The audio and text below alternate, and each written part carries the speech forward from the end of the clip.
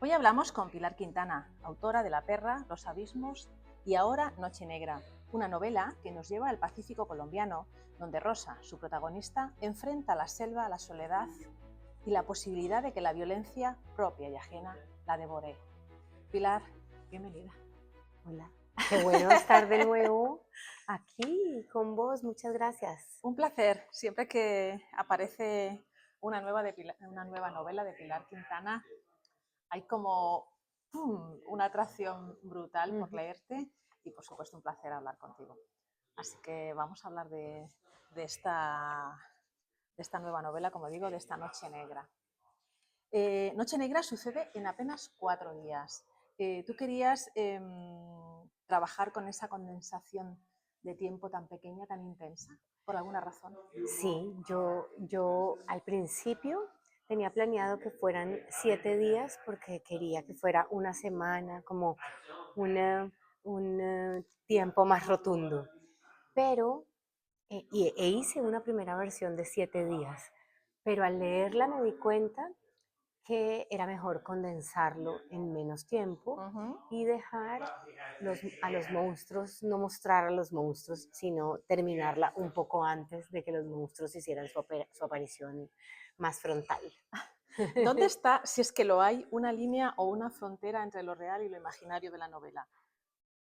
Uf, yo creo que esa es una gran pregunta y es la gran pregunta. Yo creo que se hace Rosa y se hacen también los que están alrededor de Rosa, ¿no? Hay un Ujú. momento en que Rosa está sola en una casa en medio de la selva que no tiene puertas ni ventanas, enfrentada a su soledad y a las amenazas de la selva y de los vecinos, ¿verdad? Y yo creo que hay un punto de quiebre cuando eh, se instala un murciélago a vivir en el patio de atrás y ella no sabe si este murciélago es un vampiro Mm. sudamericano, que es un murciélago que se alimenta exclusivamente de sangre. Y ella tiene mucho miedo de este murciélago porque puede matar a sus gallinas o morderla a Ah, ella muy bien. y a veces estos murciélagos, si están infectados, transmiten la rabia. Entonces ella tiene mucho miedo y ella está conviviendo un poco con el murciélago porque no se atreve a sacarlo, pero vienen los vecinos y ella le dice a su vecino, que es muy conocedor de la zona, que por favor le ayude, que se le instale este murciélago atrás en el patio. Van a ver y no hay nada. Mm. Y yo creo que ahí empieza esa pregunta por lo que le está pasando a Rosa. ¿Le está pasando de verdad o le está pasando solo en su cabeza? Ahí. Ese tema lo vamos a ver ahora, que yo creo que creo que es la clave, es muy, muy interesante. La selva, te abría la entrevista hablando precisamente de la selva. ¿Es para ti la selva es madre, enemiga o espejo? Yo creo que todo. Qué buena pregunta porque me parece que es las tres cosas al mismo tiempo. En el mundo occidental y en las ciudades, los habitantes tendemos a idealizar la naturaleza, ¿no? La naturaleza como este lugar idílico donde vamos a construir una casita y a vivir, tener una vida muy sencilla, ¿no?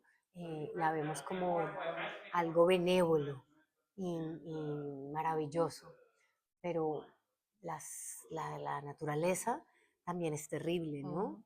El veneno de serpiente que mata es natural, los huracanes son naturales y creo que a veces se nos olvida ese lado más oscuro de la naturaleza y me gusta mucho explorarlo. En la novela, la noche sin luna se convierte en un símbolo. ¿Qué es para ti la oscuridad absoluta? Uy, yo creo que también esta es una gran pregunta porque Rosa está enfrentada a unas condiciones que solo ocurren en la selva, ¿no? Y una de ellas es la oscuridad. En las ciudades ya no tenemos la oscuridad Mm. completa nunca, ¿verdad? No importa si hay un apagón, tenemos velas, luces, solares, ¿no? Que podemos usar. En cambio, donde Rosa está en 1980, transcurre la novela en un lugar muy alejado de los centros urbanos, a donde no ha llegado la electricidad, Ujú. ¿verdad? Porque está en plena selva Ujú. y está experimentando la oscuridad completa por primera vez, ¿no? Ella ni siquiera conoce la mecánica de la luna. Nosotros todos sabemos las fases de la luna, Sí. pero ella la conoce, pero no la ha experimentado y por primera vez está experimentando una noche sin luna. Por eso la novela se llama eh, Noche Negra. Pero no es solo la oscuridad que está allá afuera, sino como esta oscuridad también empieza a ser la propia oscuridad suya, ¿no? Como esa oscuridad de afuera se convierte también en la oscuridad que la llama y que ella tiene por dentro. Pilar, ¿el miedo puede ser creativo? Yo creo que sí, yo sí, me parece que he escrito ya 3 novelas seguidas sobre el miedo, ¿no? Y sobre distintos tipos de miedo. Hablabas hace un momentito sobre Rosa, sobre ese miedo, sobre ese miedo a ser mordida, a que muerdan a sus animales, no saber si realmente lo tiene en la cabeza o quizá no. Ella de alguna manera teme heredar esa demencia de su madre, ¿no? Y también quizá de su abuela. Yo me gustaría que me dijeras qué papel desempeña la locura femenina en la literatura. Uf, me parece que es un gran tema, ¿verdad? Porque a las mujeres, cuando se nos quiere echar de lado, nos llaman locas, ¿no? Ah, ella es una loca. Ha sido una manera de clasificar a las mujeres para descartarlas. Sí.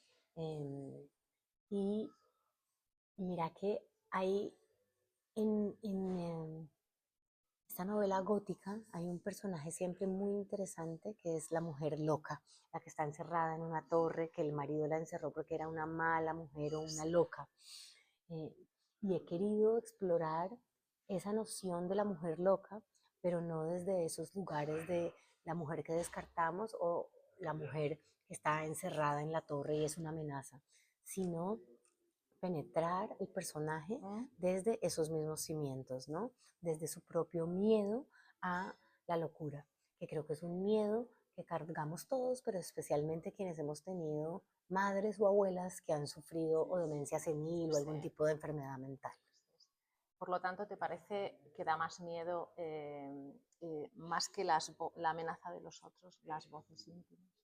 Yo me he preguntado ya varias veces cuál es la mayor amenaza y a lo que Rosa le tiene más miedo, ¿no? Y yo creo que a lo que le tiene más miedo, claro, están la amenaza de la selva, del murciélago, de las serpientes, de esa cosa misteriosa y desconocida que está allá afuera en la selva y que a la que ella no puede ponerle un nombre.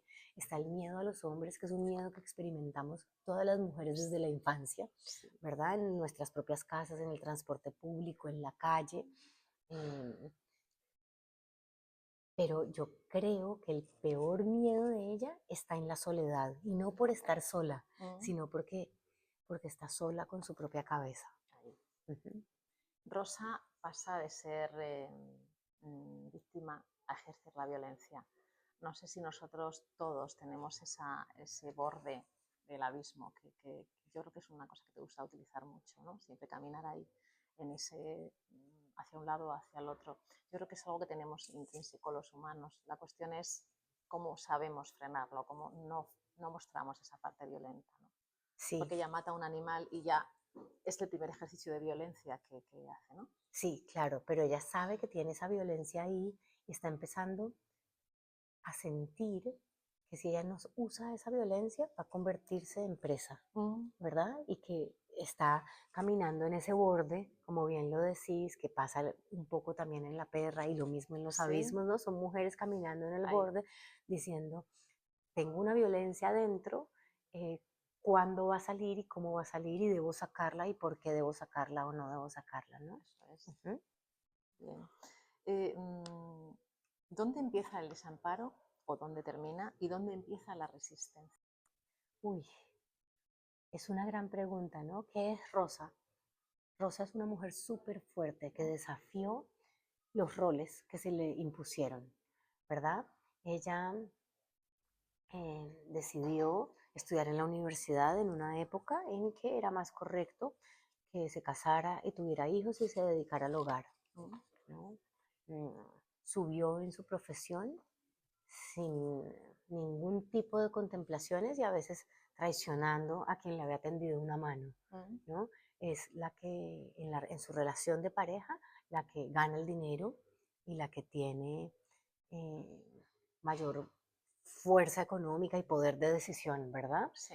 Es una mujer súper fuerte que decide abandonar la ciudad e irse a vivir al campo, a una selva muy hostil. Anda con el machete, con las botas pantaneras, ¿verdad? Pero en el momento en que se va el marido, de repente empieza a sentirse vulnerable. Y creo que esta es una gran derrota Sí. para ella, ¿no? Sí. Porque ella se siente súper fuerte y lo es, pero al mismo tiempo se da cuenta que si los vecinos la respetaban era porque estaba el marido al lado y que con el marido al lado las amenazas de la selva no parecían tan terribles como después de que el marido se va. Por lo tanto, ahí digamos que nace ese desamparo. Yo creo que ese desamparo se manifiesta ahí, pero no es ahí el lugar donde nace. Al ella volver a sentir este desamparo, empieza a pensar en su pasado. ¿Por qué me estoy sintiendo desamparada y de dónde, desde cuándo me siento así? Y empieza a examinar su vida y vemos que ella ha sufrido el abandono, ¿verdad? Y que hay algo profundamente que la hace sentir desamparada en su relación con los hombres, ¿no? Que ya ha tenido a su abuela, a su madre, a su amiga, pero que su desamparo quizás tiene un punto, un detonante, o se instala desde muy chica en la relación con los hombres. En tus novelas hay también una parte profunda, una parte íntima de cada personaje, pero también hay algo de política. No sé cuánto hay de Colombia en Rosa. Yo creo que bastante. Mira que es una mestiza, lo que en Colombia significa blanca, del interior, que se va a vivir a una población de pescadores negros, pobres.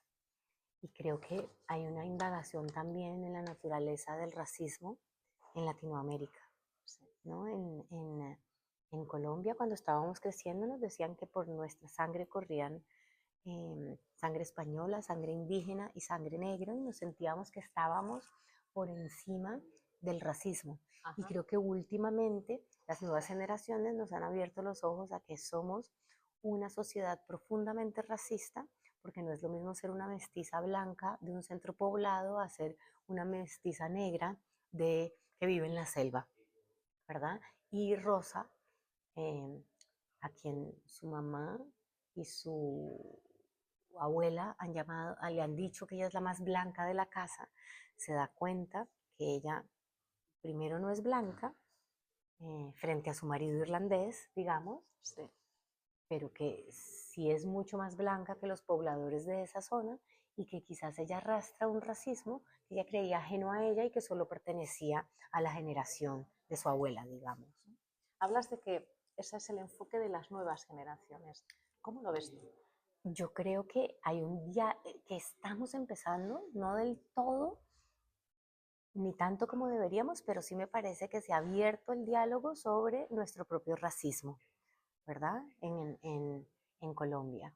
Y creo que en gran parte ha sido esta revolución de las redes hecha por mujeres más jóvenes que yo, que hicieron el Me Too, que hicieron esta nueva revolución feminista y que nos han abierto los ojos a las mecánicas del clasismo, del machismo y del racismo que pervive en nuestra sociedad, ¿no?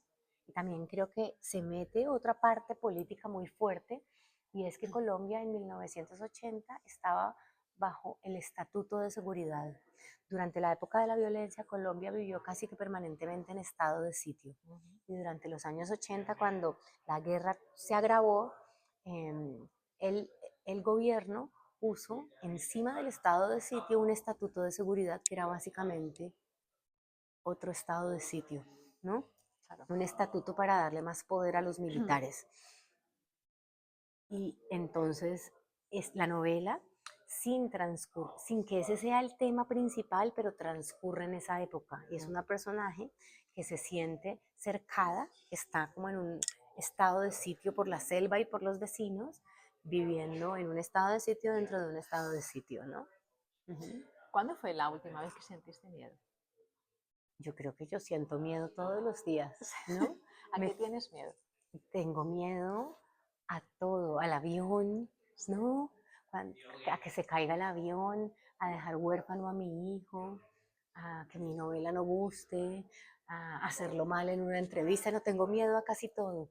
Pero entonces me preguntaba, eh, pensaba yo que hay que que el miedo es terrible cuando es paralizante, ¿no? Bien, Si te paraliza, si el miedo no te deja hacer. Pero yo recuerdo que a los toreros les preguntaban mucho por el miedo, ¿no? Y ellos sí, decían, se pasa miedo. sí, Y me parece que no se pasa miedo solo porque eran toreros y estaban frente a un toro, ¿no? Se pasa miedo porque somos humanos y exacto. en la vida pasamos miedo todo el tiempo. Y muchas veces le digo a mi hijo eso, ¿no? Que no importa tener miedo, a él le cuesta, como es un hombre y quiere verse fuerte, a él Sí, le cuesta reconocer que tiene miedo. ya. Y yo le digo, el miedo está bien, tener miedo está bien.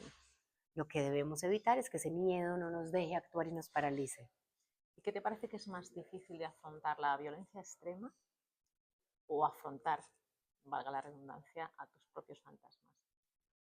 Uf, yo creo que los dos son terribles, ¿no? Pero me parece que a la violencia extrema podemos ponerle nombres y podemos más fácil ser reconocidos en ella desde afuera, Ujú, ¿no? Si sufrimos violencia extrema, los demás pueden validar eso, sí, pero los propios fantasmas es un trabajo más solitario que hacemos sin validación de otros, que enfrentamos sin la validación de otros. Rosa de repente se ve sola, lo contabas hace un rato, y, bueno, y además es parte de la novela. No sé si Pilar le resulta más fácil vivir en una soledad absoluta o en una compañía amenazante. Uf, yo viví en la selva del Los- Pacífico 9 años y mi ex marido, que en ese entonces era mi marido, tuvo que irse al médico y le hicieron una cirugía y estuve 3 meses sola en una casa que tenía puertas y ventanas, pero era una cabaña de madera en medio de la selva, ¿no? Muy aislada y pasé tres Tres meses sola, meses. 3 meses sola. Y yo creo que esta novela eh, empezó, el germen de esa novela está en ese momento. Y Ajá. yo me sentía muy valiente, pero, y sentía que yo no tenía miedo, ¿verdad? Pero ¿cómo sería mi miedo de grande y de fuerte que tuve que hacerle una novela a, a, a esa situación, ¿verdad? Em, yo pienso pero yo pienso que esto no es algo que me pasó solo a mí. Yo creo que las mujeres crecemos y vivimos permanentemente en estado de alerta, ¿no? Parecidos a un animal de presa en la selva o en la sabana africana que vive pendiente con las orejas y los sentidos dispuestos porque pueden estar las leonas o las hienas, ¿verdad? Cuando nosotras sufrimos la violencia desde pequeñas y cuando el lugar más inseguro para nosotros es la propia casa, ¿no? Las mujeres las matan sus maridos, ¿no? La persona que más te quiere, el ser humano que está a tu lado, que es de confianza, es tu mayor amenaza. Sí. Y yo creo que hemos naturalizado vivir siempre vigilando a nuestro alrededor. Y creo que esa soledad es terrible porque es una soledad acompañada Mm. y llena de amenaza. Ese caminar que te decía por esa línea, ¿no? Que puedes salvarte, te puedes caer al abismo. Es un poco esa situación que me cuentas que has vivido, ¿no? Estabas protegida por una casa, pero estabas en mitad de la selva, Estaba en mitad de la sola. selva, sola, sí, con Cuando has mi terminado cabeza, de con mi cabeza. es muy, o sea, Sí. yo no me hago cargo de la situación, de cómo puede ser, ¿no?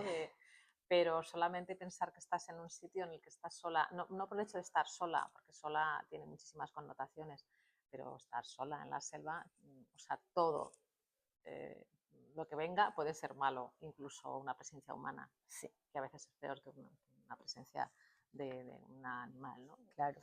Cuando has terminado de escribir la novela negra, ¿crees que has cerrado un ciclo o que has abierto otro más oscuro, Pilar? Uf.